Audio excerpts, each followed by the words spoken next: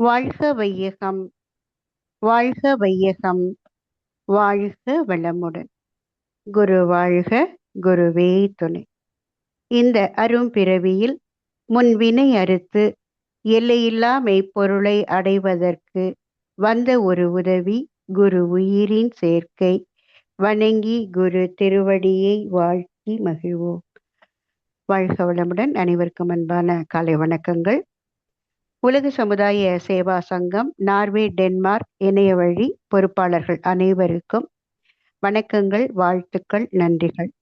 மேலும் இணையத்தில் இணைந்துள்ள அனைத்து வேதாத்திரிய சகோதர சகோதரிகளுக்கும் என் அன்பை வாழ்க வளமுடன் என்ற வாழ்த்தாக தெரிவித்து மகிழ்கிறேன். ஆசான் அருள் தந்தை வேதாத்ரி மகரிஷி அவர்களின் பேரறிவோடு நம் சிற்றறிவை இணைத்து கொண்டு அவ்வறிவே நம்மை வழி நடத்த சங்கல்பம் மேற்கொள்வோம். வாழ்க வளமுடன். வரவேற்புரை நல்கிய அருள்நிதி பகீரதி அம்மா அவர்களுக்கும் இறைவணக்கம், குருவணக்கம் பாடி ஆழமான தவத்தை அற்புதமாக நடத்தி கொடுத்த அருள்நிதி புவனா அம்மா அவர்களுக்கும், நன்றி உரை வாழ்த்துறை கூற இருக்கும் அருள்நிதி சுகந்தி அம்மா அவர்களுக்கும், உலக நல வாழ்த்து பாட இருக்கும் வேதாத்திரிய உறவுக்கும் எனது நன்றிகளை தெரிவித்துக் கொண்டு சிந்தனைக்குள் செல்வோம். சிந்தனை தலைப்பு நிறையும் குறையும். நிறையும் குறையும். ஒரு பழைய திரைப்பட பாடல் இப்படி வரும். உலகம் சமநிலை பெற வேண்டும், உயர்வு தாழ்விலா நிலை வேண்டும், நிறைவை காணும் மனம் வேண்டும், இறைவா நீ அதை தர வேண்டும் அப்படின்னு ஒரு பழைய பாடல். உலகம் சமநிலை பெற வேண்டும் அப்படின்னா உலகத்துல வாழக்கூடிய மக்கள் எல்லாரும் ஒருத்தருக்கு ஒருத்தர் உதவி, ஒத்து உதவி, ஒற்றுமையாக சமமாக வாழ வேண்டும். அதே போல அவர்களிடையே உயர்வு தாழ்வு அப்படிங்கிற எந்த ஏற்ற தாழ்வும் இருக்கக்கூடாது. எல்லார்கிட்டையும் நிறைவை மட்டும் காணக்கூடிய மனம் வேண்டும். இறைவா நீ அதை தர வேண்டும் அப்படிங்கிற ஒரு வேண்டுதல் பாடலாக அந்த பாடல் அமைந்திருக்கும். இப்ப பாரதியார் கூட ஒரு பாடலுடைய ஒரு வரி வரும். நாம் எல்லோரும் சமம் என்பது உறுதியாச்சு அப்படின்னு சொல்லி ஒரு பாடல் வரி வரும். நம்ம சுவாமிஜியும் இந்த உயர்வு தாழ்வு மனப்பான்மைய சம நோக்காகவும் நேர்நிறை உணர்வாகவும் மாற்றிக்கொள்ள வேண்டும் அப்படின்னு சொல்லுவாங்க. பொதுவாகவே பார்த்தோம்னா உலகத்துல பார்த்தீங்கன்னா உயர்வு தாழ்வு, வளமை வறுமை, வெற்றி தோல்வி, இன்பம் துன்பம், நன்மை தீமை, லாபம் நட்டம் அப்படின்னு எல்லாமே ரெண்டு ரெண்டு தான். நம்முடைய தலைப்பு நிறையும் குறையும். அப்படிதான். இததான் வள்ளுவர் இருவேறு உலகத்து இயற்கை அப்படின்னு சொல்றாங்க. உலகத்தோட இயற்கை அப்படிங்கிறது ரெண்டு வேறு வேறு தன்மைகளை உடையதுதான். இருக்கிறது ஒண்ணுதான், அது ரெண்டு ரெண்டா பிரியுது. அதுல ஒண்ணு பெருமையா இருக்கலாம், இன்னொன்னு சிறுமையா இருக்கலாம். பெருமைய சிறுமை மதிக்கணும், சிறுமைய பெருமை மன்னிக்கணும். அப்போதுதான் சமநிலை என்ற சமாதானம் கிட்டும். இது பொதுவா மனிதருக்கு சொல்லக்கூடிய ஒரு இலக்கணமா எடுத்துக்கலாம். இது மாதிரி நம்முடைய பூலக அமைப்பு அப்படின்னு எடுத்துட்டோம் அப்படின்னா கூட அந்த நிலவளம், நீர்வளம், பொருள் வளம், தட்பவெட்பம் அப்படின்னு பல பல வேறுபாடுகள் இருக்கதான் செய்யுது. அதுக்கு ஏத்த மாதிரிதான் அங்க வாழ்ற மக்களுடைய குணநலத்திலையும் வேறுபாடுகள் ஏற்படுது. மனிதர்களுக்கு மனிதரே நட்பாகவும் இருக்கிறோம், பகையாகவும் இருக்கிறோம். எல்லாரும் ஓர் இனம்தான், மனித இனம்தான் அப்படிங்கிறது அத மதித்து முடிந்த அளவு இந்த வேறுபாடுகளை, அந்த பாகுபாடுகளை களைய முற்பட வேண்டும். அதாவது நிறைகளை பெருக்கி குறைகளை குறைச்சிட்டே வரணும். தரம் ஒண்ணுதான், மேடு பள்ளம் அப்படின்னு ரெண்டா தரம் பிரிக்கிறோம். அதே மாதிரி மனிதன் ஒருவன் தான். ஆனா உணர்வாளன் என்றும் உணர்ச்சி வயமானவன் எனவும் தரம் பிரிக்கிறோம். உணர்வாளன் யாருன்னா நிறை மனதை கொண்டவன் தான் உணர்வாளன். உணர்ச்சி வயமானவன் யார் அப்படின்னு கேட்டா குறை மனதை உடையவன் தான். அப்ப உணர்ச்சி வயம் அப்படிங்கிற அந்த மனிதனுடைய குறைய நிறைவாக்க வேதாத்திரியம் கூறுற வழிகளை சிந்திப்போம். அதுக்கு முன்னாடி உடல் குறையாக இருந்த இயற்பியல் விஞ்ஞானி ஸ்டீஃபன் ஹாக்கின்ஸை பத்தி கொஞ்சம் பார்க்கலாம். நிறைய பேருக்கு தெரிஞ்சிருக்கலாம். அவர் இந்த மாதிரி சொல்றாரு. வாழ்க்கையில எப்போதும் எதை பத்தியாவது குறை கூறிக்கொண்டோ இல்லது கோபப்பட்டு கொண்டோ இருந்தோம் அப்படின்னா மற்றவர்களுக்கு உங்களை அணுக நேரமே இருக்காது. எவ்வளவு கஷ்டப்பட்டாலும் எதையாவது செய்து வெற்றி பெற உங்களுக்குன்னு ஏதாவது ஒண்ணு இருக்கவே செய்யும் அப்படின்னு சொல்றாரு. பொதுவாவே எல்லாருமே அன்றாடம் தினமே பாருங்க ஏதாவது ஒரு குறை வந்து சேர்ந்துட்டே தான் இருக்கு. அது உடல் குறையா இருக்கலாம், மனக்குறையா இருக்கலாம், வாழ்க்கையில குறையா இருக்கலாம். ஆனா, குறைய மட்டுமே வாழ்க்கைய கொண்டவர் தான் ஹாக்கின்ஸ். உடல்ல நிறைய குறைபாடு. அவருடைய 21 வயதிலேயே மூளை சம்பந்தப்பட்ட கடுமையான நோய் அவர தாக்கிச்சாம். ஓரிரு ஆண்டுகள் தான் அவர் உயிர் வாழ்வார் அப்படின்னு சொல்லி மருத்துவர்கள்லாம் சொன்னாங்க. அப்படி கெடு வச்ச பின்னாடி கூட அவர் 55 வருஷம் வாழ்ந்தாராம். மூச்சு குழாயோடைய பிரச்சனையால பேசுற திறனையும் கூட இழந்தாராம். உடல்ல அத்தனை உறுப்புகளும் செயல் இழந்து போச்சாம். கன்னத்தோடைய தசையும் கண் சிமிட்டல் மட்டும்தான் அவருக்கு சாத்தியமா இருந்துச்சாம். வாய் பேச முடியாத நிலையில கூட தன்னுடைய எண்ணங்களையும் கண்டுபிடிப்புகளையும் நவீன குரல் கருவி ஒன்றின் மூலம் உலகத்தோடு பகிர்ந்து கொண்டாராம். அதாவது பிறருக்கு நன்மை விளைய வேண்டும் அப்படின்னே உழைத்தாராம். ஒரே ஒரு அசைவம் மட்டும் வைத்துக்கொண்டு உலக இயக்கம் மட்டும் இல்லாம சூரிய குடும்பத்தையும் தாண்டி உள்ள அண்டவெளியோட இயக்கத்தை பத்தியும் ஆராய்ந்த விஞ்ஞானி அவர். பெரிய பெரிய கண்டுபிடிப்புகள்லாம் செய்தாராம். எந்த குறையும் இல்லாம நல்ல ஆரோக்கியத்தோட வாழும் நமக்கு பிரச்சனைகள் அனுதினமும் தோன்றிக் கொண்டே இருக்கும்போது கற்பனை செய்ய முடியாத கொடிய வியாதியோடு போராடியவர் தான் ஸ்டீஃபன் ஹாக்கின். பல சவால்களை கூட அவர் அந்த காலத்துல சந்திச்சிருக்கிறாராம்.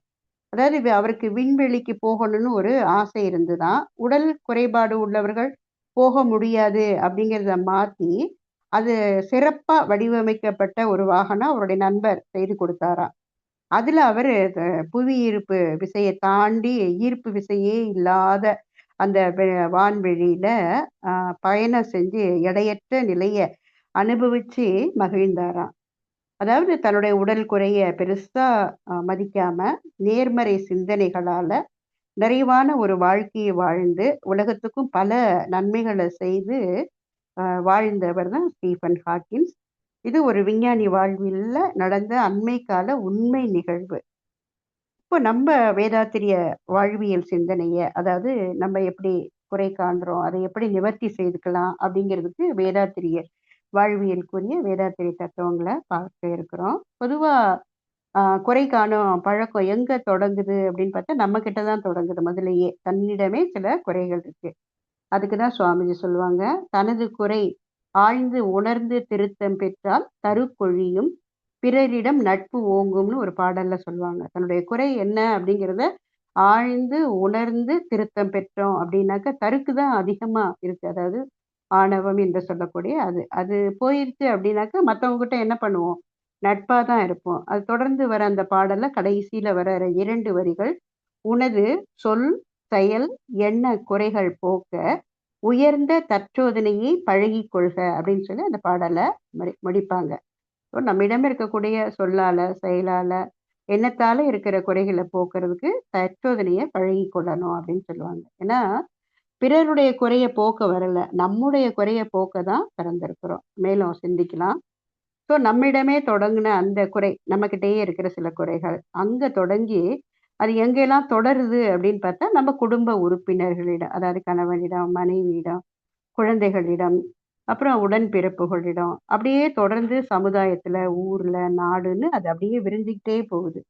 அது நீண்ட கால பழக்கத்தால வர்றதுதான். அதை நிறையாக மாற்ற பயிற்சியை தான் நம்முடைய மனவளக்கலை தருகிறது. நிறைவாக அமைதியோடு வெற்றி கண்டு வாழ நில உலகில் மக்களிடம் அன்பு காட்ட வேண்டும்னு ஒரு பாடல், சுவாமிஜியோடைய பாடல். நிறைவா வாழணும், அமைதியா வாழணும், வெற்றியோட வாழணும். அப்ப யார்கிட்ட அன்பு காட்டணும்? நில உலகில் வாழக்கூடிய மற்ற மக்களிடம் அன்பு காட்ட வேண்டும். குறை காணும் பழக்கத்தை விட்டு விட்டு நல்ல குணங்களையே பாராட்டும் பண்பும் கொள்ள வேண்டும் அப்படின்னு சுவாமிஜி சொல்லுவாங்க. இப்ப யார்கிட்ட குறை காண்றோம் அப்படின்னு பார்த்தா மற்றவங்க கிட்ட தான் நிறைய குறைய பார்க்குறோம். நம்முடைய குறைய ஒத்துக்கிறது இல்லை, மற்றவங்க கிட்ட தான் நம்ம குறைய பார்க்குறோம். சின்ன வயசு அப்படின்னு எடுத்தா நம்ம பெற்றோர்களிடம் பார்ப்போம். இது வாங்கி தரல, நம்ம விரும்புற மாரி நடக்க நம்மள அனுமதிக்கிறதில்ல, நம்ம தம்பி அல்லது தங்கைக்கு முன் உரிமை குடுக்குறாங்க அப்படின்னு கூறப்பட்டிருக்கிறோம். அதுக்கப்புறம் படிச்சு வேலைக்கு போனதுக்கு அப்புறம், கீழ இருக்கிறவங்க சரியா நடந்து கொள்றது இல்ல. அதிகாரி என்ன புரிந்து கொள்ளவில்லை அப்படிங்கிறது இருக்கு.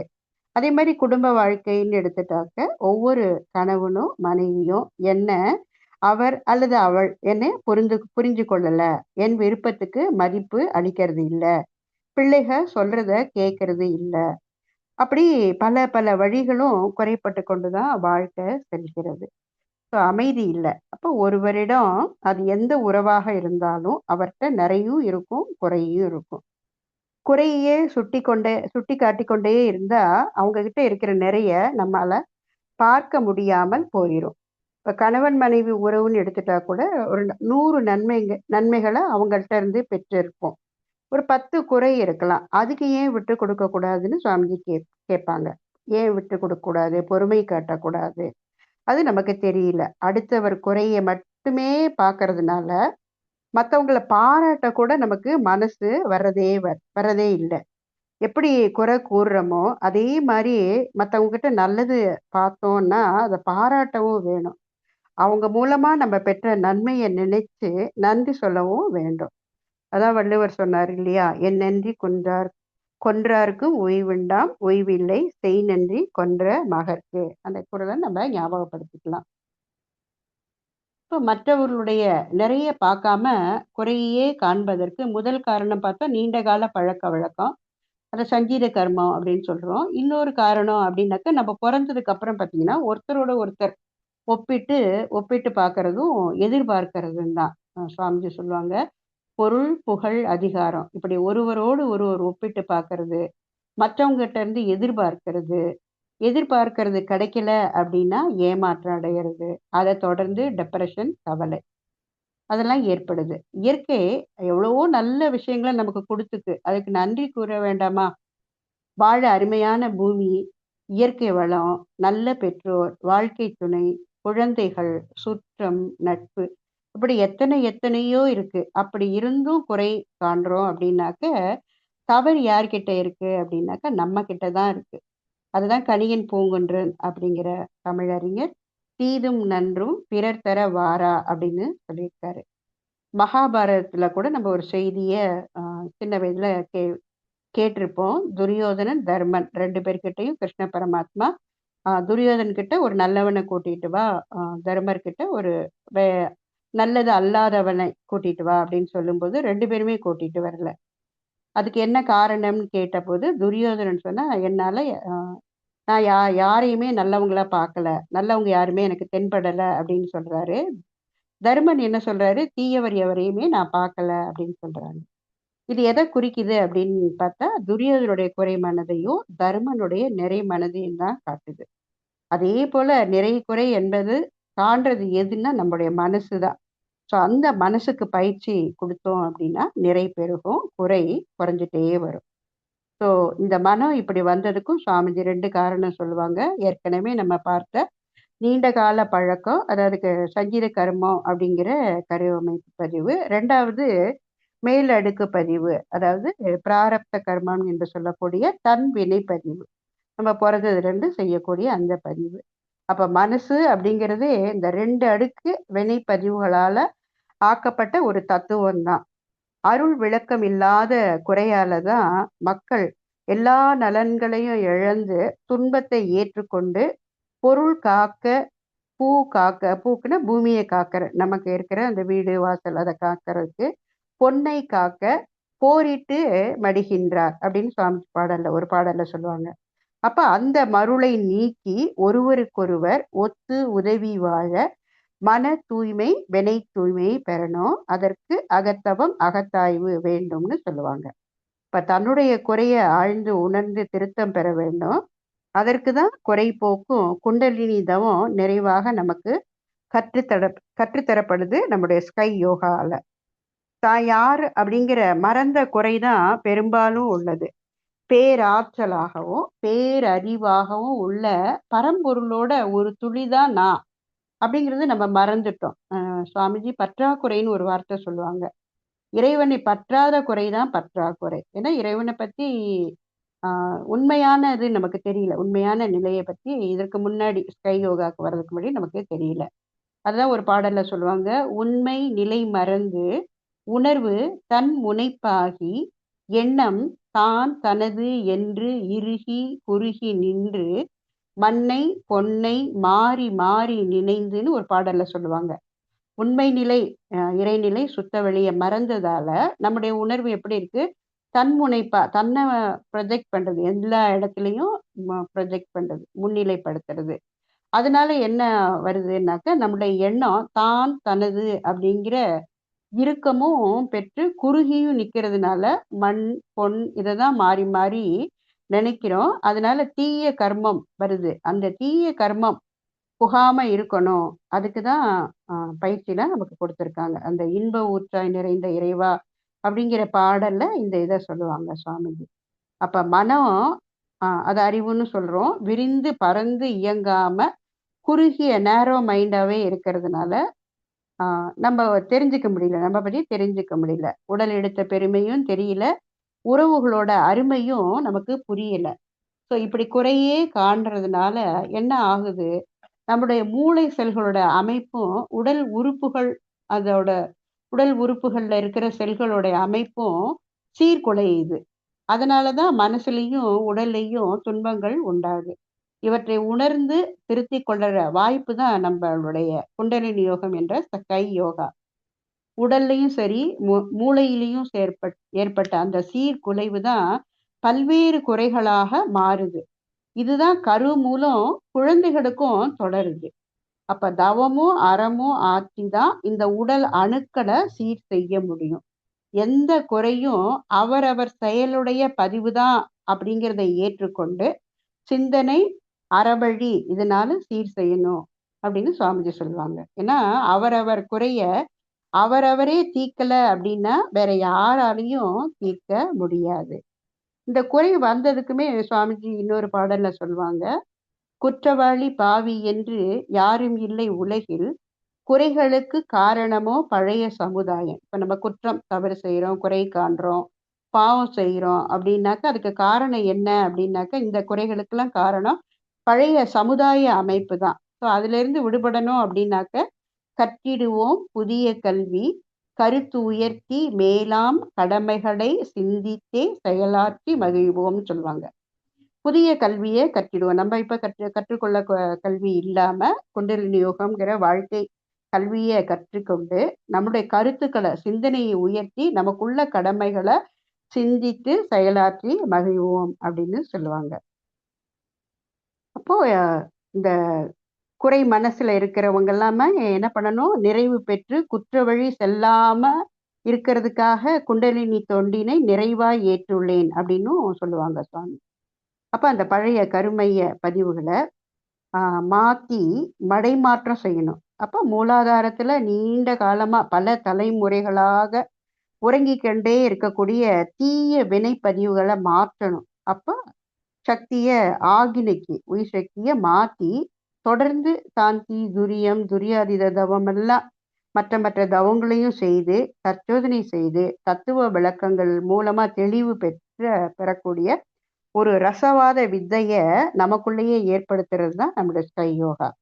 நம் தவறுகள நாமே உணர்ந்து திருத்திக் கொள்ள முடியுது. மத்தவங்க தவறுகள நம்ம பெருசு பண்ண வேண்டாம். நம்ம குறைகள போக்கணும்னாக்கா, அவங்கவங்களும் அவங்கவங்க குறைய போக்குறதுக்கான முயற்சியில ஈடுபடுவாங்க. அப்ப நிறைகளை பெருக்க இறைநிலையே நமக்குள்ள அறிவாக இயங்கக்கூடிய உண்மைய நம்மால உணர்ந்து கொள்ள முடிகிறது. எல்ல எல்லை கட்டிய மனநிலையிலிருந்து அந்த கண்டிஷன்டு மைண்டுன்னு சொல்லுவாங்க இல்லையா? அதுல இருந்து நம்மால விடுபட முடிகிறது. "நீர் நிறைந்த பாண்டத்தில் காற்று ஏறாது" சுவாமிஜியோடைய பாடலுடைய ஒரு வரி. அதே போல குறை மனத நிறைய ஆக்கணும் அப்படின்னாக்க, நம்ம மனச எதுல நிறைக்கணுமா? நித்தியமா மெய்ப்பொருளால மனசு நிறையணும். அந்த உள்ளம் நிறையணும். அப்பதான் குறை அறிவால ஏற்படக்கூடிய அந்த உலகப் பொருள் மீது ஏற்படக்கூடிய பற்று, உணர்ச்சி எதுவுமே உள்ள வராது. இந்த பேரு எதனால கிடைக்கும்? தவத்தால தான் கிடைக்கும். மன அலைச்சல் விரைவு குறைஞ்சு இறைநிலையோடு எண்ணத்த கலக்க விடும்போது ஏற்படும் ஒரு அமைதியில விழிப்பா நிற்போம். அப்போ நிறைநிலையே தானா உணர்வதாகும். சுவாமியோடைய பாடல். நித்தம் நித்தம் உயிர் உடலில் இயங்கும் மட்டும் உறைந்து உறைந்து இந்நிலையில் பழகிக் கொள்ள உலக இன்பங்கள்ல அளவு கிட்டும். அப்ப கரை நீங்கி அறிவு மெய்ப்பொருளாய் நிற்கும். கரைந்து போம் தன்முனைப்பு காணும் தெய்வம். அப்ப நம்மகிடம் இருக்கக்கூடிய உடல் குறையா இருந்தாலும் சரி, மனக்குறையாக இருந்தாலும் சரி, வாழ்க்கையில ஏற்படக்கூடிய எந்த குறையா இருந்தாலும் சரி, அதே மாதிரி தன்முனைப்புங்கிற குறை எதுவா இருந்தாலும் அது குறைஞ்சு நிறை நிலைய யாராலும் எவர் என்றாலும் முயற்சித்தால் பெறலாம்னு சொல்லுவாங்க. நேர்வழியோ அகத்தவமும் அகத்தாய்வும் நிறையற வாழ்வும்னு சொல்லுவாங்க. அந்த வகையில நம்மளுடைய குறைகளை நாமே திருத்திக் கொள்ளக்கூடிய ஒரு பயிற்சியை தொடர்ந்து செய்து கொண்டே இருக்கிறோம். மேலும் தொடர்வோம் என்று கூறிக்கொண்டு உரையை நிறைவு செய்கிறோம். அற்புதமான தலைப்பை கொடுத்து சிந்திக்க வைத்த பொறுப்பாளர்களுக்கு நன்றியை தெரிவித்துக் கொள்கிறேன்.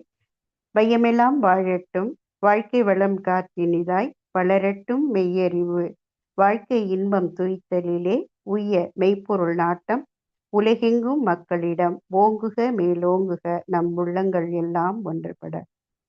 வாழ்க வையகம், வாழ்க வையகம், வாழ்க வளமுடன். நன்றி அம்மா. மிக்க